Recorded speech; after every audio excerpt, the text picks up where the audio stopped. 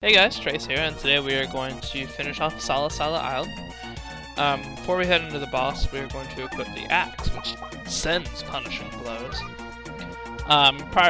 Contrary to what I said yesterday, it's not actually necessary to have the axe for this fight, but it helps. It helps tremendously. So the first part of this fight, with this adorable mummy here, is trying to take out his hands, which come down and grab you whenever you pass under the one closest to you. This phase of the fight can really only be described as thwomp-like. So it's basically just this simple. You run under it and axe away. Making sure not to be standing under the other hand like a doofus. I've never used that word before. Also, that little bit of wrapping going on underneath the mummy, that will hurt you, which comes into play a little bit later in the fight. If you've ever played Star Wars Shadows of the Empire, there was a fight in that game kind of like this, where you started out with the whole boss, and then took out his legs, and just had to deal with his torso and his head, and then just his head. And this is very similar to that fight, in the sense that you just kind of gradually dismantle him. As I found out on a little test run that I did, you can use the sword.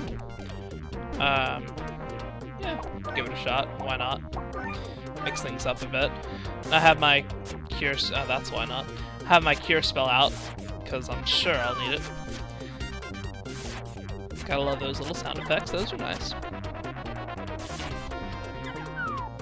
Alright, so, got rid of the hands. Now we have to take out the body. That's not the way we want to start it out, though. You can hit him like that. If you don't mind taking the hit, you can up jab him and get 3 or 4 hits in on him at once. Why did I jump there? That was dumb. Now I'll just switch back to the axe for now. The final phase I'll switch back to the sword, because it's actually a bit easier to use. And that tape under him moves really fast, sometimes. Faster than normal tape moves, at any rate. So it's just a matter of faking it out and then jumping and hitting him with an axe. And enough of that, we'll put this guy under wraps. Send him crying to mummy. That's number 2. And number 3 I can't really think of right now. I like things coming in 3s though. Don't misinterpret that. Oh man. It's like 2 in the morning, and I've spent all day working on a project and studying for an exam. So my brain's a little fried at the moment. Alright, now we're on the final phase, which is just the head. Unfortunately, this mummy has a very bad strategy for it. Doesn't really know how to get ahead in life. Those little... okay, we're gonna heal. Those little ice particle looking things, the shield can absorb them, so you don't even really have to worry about them. Your main focus is the mummy's head. Although, that's not how I'm playing it. But, wow, okay, shield should have absorbed that. Alright, enough of this nonsense. I'm just gonna go take this guy out. Screw the hits.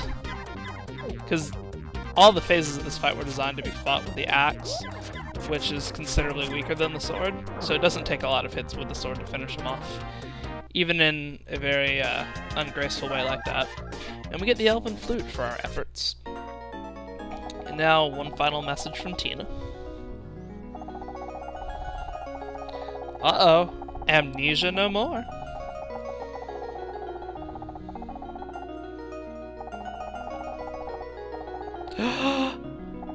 Higgins!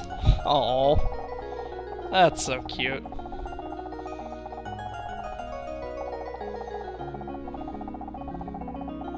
Too good. Excuse me? I'm kind of trying to rescue you here. That wasn't very nice. And I haven't really gained that much weight in the first place. And it is me, you're right.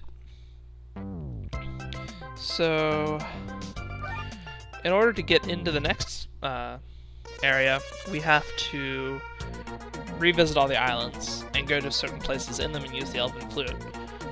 we may as well start with Sala-Sala since we're here. And actually, it's not too far, so I'll just go ahead and warp there. Oh, right, what am I doing? Fine, tie.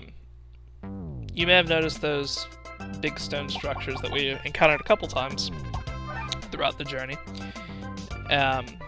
We have to go inside each of those and use the Elven Flute, and it'll unlock a new location on the island. And then it's just a matter of getting through that little miniature location and collecting a magic spell. Now, this magic spell is a spell in the sense that it helps unlock the last area, but it's not actually a spell in the sense that you can use it. When I was little, I used to try every possible way to figure out how to use the spells, but never could. Oh. Use it there. Down, Cobra. Cobra Starship. No. So here we are. Trippy music. Stand on the pedestal. A stone shaker. Looks like a nice little ocarina. Oh hey, Elven Flute. That might make sense. Oh, I played too much Zelda. Anyway. So now, before we couldn't get past this wall, but now we can. And that's a bad sign right there. Oh, goodness. So that'll be something we'll have to go get in a little bit. Highly doubt it's that door.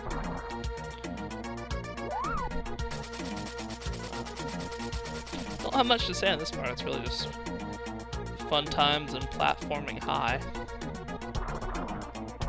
And guessing at which door to go into. Originally I was planning on going to Poka Poka first because I just tend to do them in order, which is why I wasn't exactly prepared for this part, but no. Improvising is fun for the whole family. Oh. I am really bad about taking hits. I cannot wait to get the light armor. Alright, so let's see what's behind door number 1. Moon spell, that's exactly what we were looking for.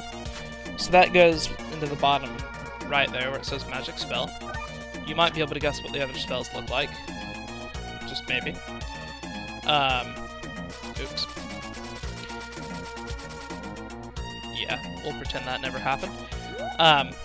So yeah, the goal is just to get those, and then we can get to the last area. So as soon as we get this treasure chest, I will head out and meet you at the next island that we're going to. Oh, a new magic bottle, that's handy. Again, that doesn't give us a new spell, but, you know. Alright, so I will see y'all at the next... Alright, so we're going to go ahead and do Poka Poka. First thing to do, though, is we're in the spring room here, and now that we have the moon blocks on, we can find 2,000 more coins. Yeah, that's not bad.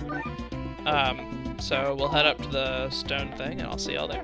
Alright, so we're at the top of the vine now, as you can see. That vine, the bottom of it, is in the spring room. And heading right over here takes us to the light stone monolith looking thing. Oh, not magic, what am I doing? We want to use our Elven Flute. Trademark. And after some stone shaking, we find a new vine to our right. Going down will lead us to this nifty treasure. See, the game is pouring coins on us now, but we're still nowhere near the 90-some-odd thousand we need for the light. Right, so at the top of the vine, please excuse the part I just cut out. Heading right over here, taking some hits because we can. Because these enemies are pretty weak sauce compared to our armor.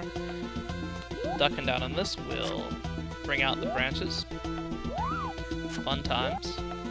And now we just climb up here. And I think we have more palm trees. Oh, man. That really is how they are in Florida. Going to the beach is so much fun here. Speaking of, it's December, and it's still in the 60s. Man, I love Florida. Alright, so that'll be the light spell, and that's where we're going to stop for today. Tomorrow we'll pick things up at Haya Haya, and go from there. So, I'll see y'all tomorrow.